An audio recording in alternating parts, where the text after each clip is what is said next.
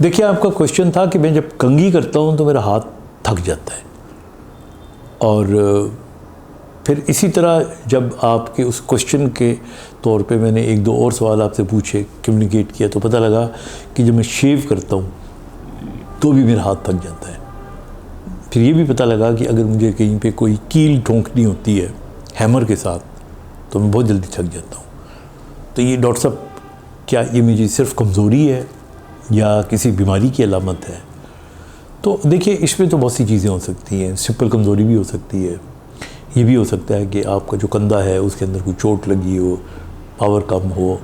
लेकिन ख़ास तौर पे ये जो चीज़ें आपने बताई हैं ना, ये जो पेशेंट आके कहते हैं कि जी कंघी करते हुए कंधा थक जाता है, खाना खाते हुए या शेव करते हुए, तो ये इंडिकेट कर रहा होता है कि आपके जो लार्जर ग्रुप ऑफ मसल्स हैं, गर्डल मसल्स, ये कमज़ोर हो रहे हैं। और ये ज़्यादातर कमज़ोर होते हैं या तो एक बीमारी होती है पट्टों की, माइस्थीनिया ग्रेविस, और या फिर मस्कुलर डिस्ट्रोफी, या फिर मायोपैथी या मायोसाइटिस। ये मिलती जुलती सारी हैं। इनके अंदर सिर्फ जो माइस्थीनिया ग्रेविस है वो डिफरेंट होती है। तो इसलिए ये ध्यान में रखें कि अगर ये चीज़ आपकी बढ़ रही है और ये कमज़ोरी आपकी बढ़ रही है तो इसमें चंद एक चीज़ें और आप ध्यान में रखें।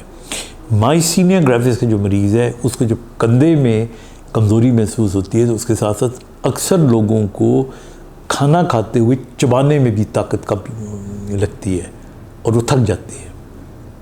कुछ लोग ऐसे होते हैं जिनकी आंखें ड्रूप कर जाती हैं, उनको दो नज़र आना शुरू हो जाता है। सीढ़ियाँ चढ़ते हुए उनको बहुत प्रॉब्लम होती है। तो अगर ये अलामतें हों तो फिर ये माइस्थीनिया ग्रेविस की तरफ जाती हैं।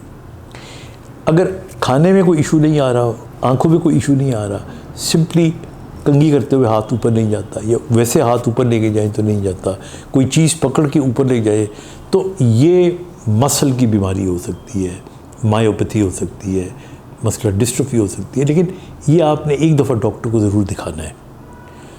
इसको महज आपने ये नहीं समझना कि ये कमज़ोरी की वजह से है। हमारे यहाँ वरना कि अच्छी खुराक खाओ, एक्सरसाइज करो, क्योंकि बाज़ औक़ात ये जो बीमारियाँ होती हैं, डिस्ट्रोफीज़ होती है, मायोपैथीज़, इनके अंदर ज़्यादा एक्सरसाइज करने से नुकसान बढ़ सकता है। तो गेट देम डायग्नोस्ड। इनके डायग्नोसिस में कुछ ब्लड टेस्ट होते हैं, इलेक्ट्रोमायोग्राफी होती है, NCS EMG जिसे कहते हैं, और पता लग जाता है।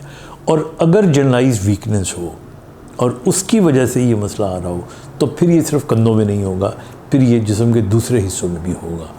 तो इसलिए आई थिंक जो लीड है आज के पूरे इस टॉपिक की वो यही है कि अगर आपको इस किस्म की कोई कमज़ोरी हो, the best thing is to go your doctor.